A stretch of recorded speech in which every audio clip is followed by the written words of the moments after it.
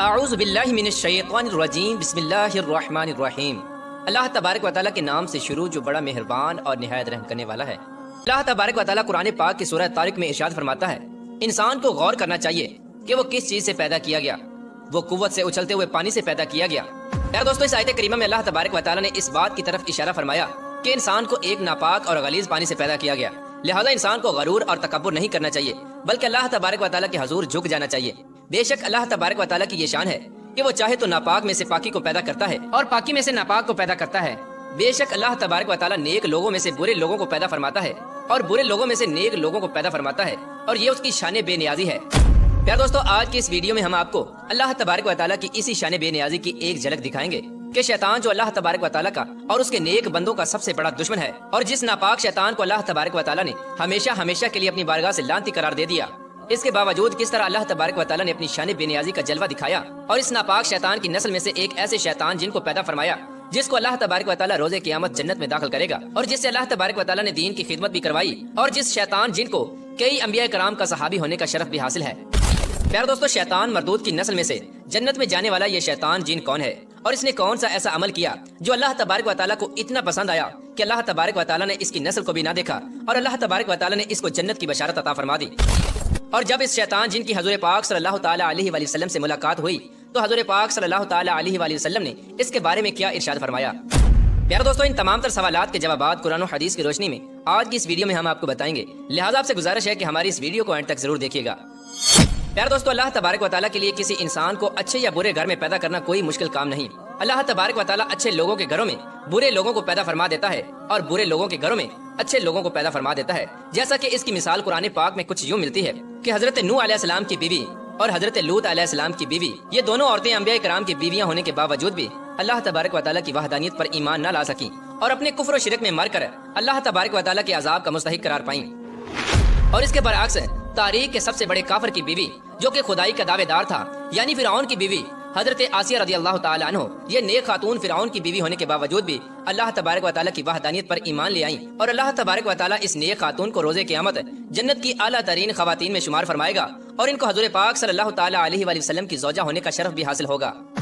پیارے دوستو، یہ اللہ عز و جل کی شان بے نیازی ہے کہ حضرت نوح علیہ السلام کی بیوی ایک نبی کی بیوی ہونے کے باوجود بھی ایمان نہ لا سکی، اور حضرت لوط علیہ السلام کی بیوی بھی ایک نبی کی بیوی ہونے کے باوجود بھی ایمان نہ لا سکی، اور ادھر ایک کافر کی بیوی جو کہ خود خدائی کا دعوے دار تھا، اس کے باوجود بھی اس کی بیوی اللہ تبارک و تعالیٰ کی وحدانیت پر ایمان لے آئی اور جنت کی مستحق قرار پائی۔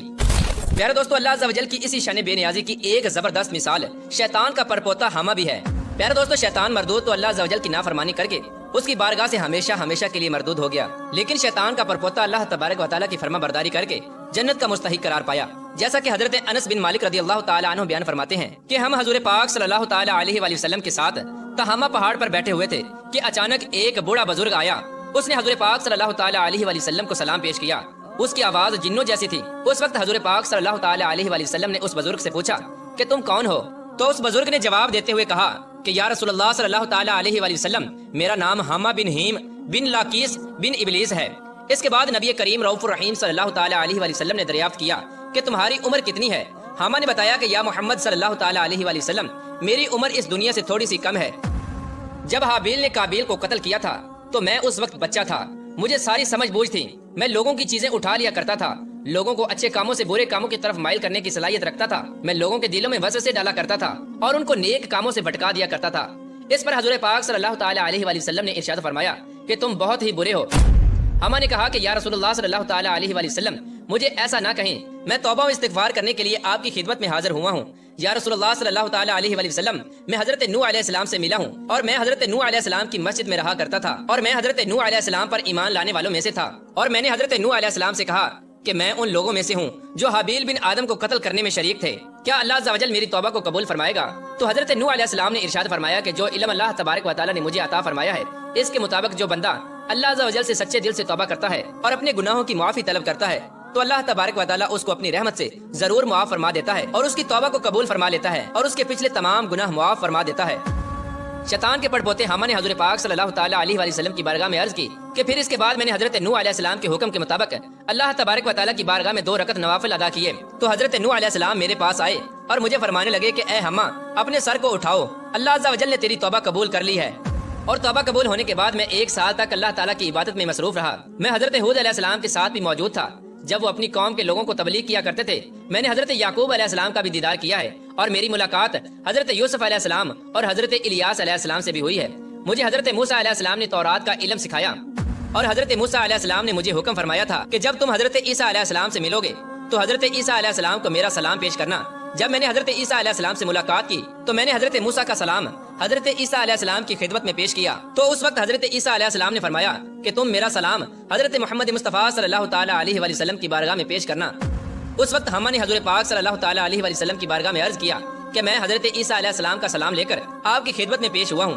جب حضور پاک صلی اللہ تعالیٰ علیہ وآلہ وسلم نے یہ پیغام سنا تو آپ کی آنکھوں سے آنسو آ گئے اور آپ نے فرمایا کہ عیسیٰ علیہ السلام پر سلام ہو، اور اے حما، امانت پہنچانے کی وجہ سے تجھ پر بھی سلام ہو۔ اس کے بعد حضور پاک صلی اللہ تعالیٰ علیہ وآلہ وسلم نے حما جن سے پوچھا کہ اے حما تو کیا چاہتا ہے؟ تو حما نے حضور پاک صلی اللہ تعالیٰ علیہ وآلہ وسلم کی بارگاہ میں عرض کی کہ یا رسول اللہ صلی اللہ تعالیٰ علیہ وآلہ وسلم، میں نے حضرت موسیٰ علیہ السلام سے تورات کا علم سیکھا اور حضرت عیسیٰ علیہ السلام نے مجھے انجیل سکھائی، پس میں آپ صلی اللہ تعالیٰ علیہ وآلہ وسلم سے قرآن پاک سیکھنا چاہتا ہوں۔ چنانچہ حضرت محمد مصطفیٰ صلی اللہ تعالیٰ علیہ وآلہ وسلم نے اس جن کو قرآن پاک کی تعلیم فرمائی اور اس کو 10 صورتیں یاد کروائیں، اور حضرت محمد مصطفیٰ صلی اللہ تعالیٰ علیہ وآلہ وسلم نے شیطان کے پرپوتے سے فرمایا کہ اے حما، اگر تجھے کسی چیز کی حاجت ہو تو میرے پاس آ جانا اور ہم سے ملاقات نہ چھوڑنا۔ حضرت انس رضی اللہ تعالیٰ عنہ سے مروی ہے کہ جب حضور اکرم صلی اللہ تعالیٰ علیہ وآلہ وسلم اس دنیا سے پردہ فرما گئے تو اس کے بعد ہمیں حما کی خبر نہ ملی کہ وہ زندہ ہے یا مر گیا۔ حضرت عائشہ صدیقہ رضی اللہ تعالیٰ عنہ بیان فرماتی ہیں کہ حضرت محمد مصطفیٰ صلی اللہ تعالیٰ علیہ وآلہ وسلم نے ارشاد فرمایا کہ شیطان کا پرپوتا حما جنت میں ہے۔ پیارے دوستوں، ان تمام تر روایات سے پتہ چلتا ہے کہ شیطان کے پرپوتے کو کئی انبیاء کرام کا صحابی ہونے کا شرف حاصل ہے، اور اس نے ہر دور کے نبی کا کلمہ پڑھا اور اللہ تبارک و تعالیٰ کی بارگاہ میں اپنے گناہوں کی معافی طلب کی، اور اللہ تبارک و تعالیٰ نے اس کو معاف فرما دیا، اور اللہ تبارک و تعالیٰ قیامت کے دن اس کو جنت میں داخل فرمائے گا۔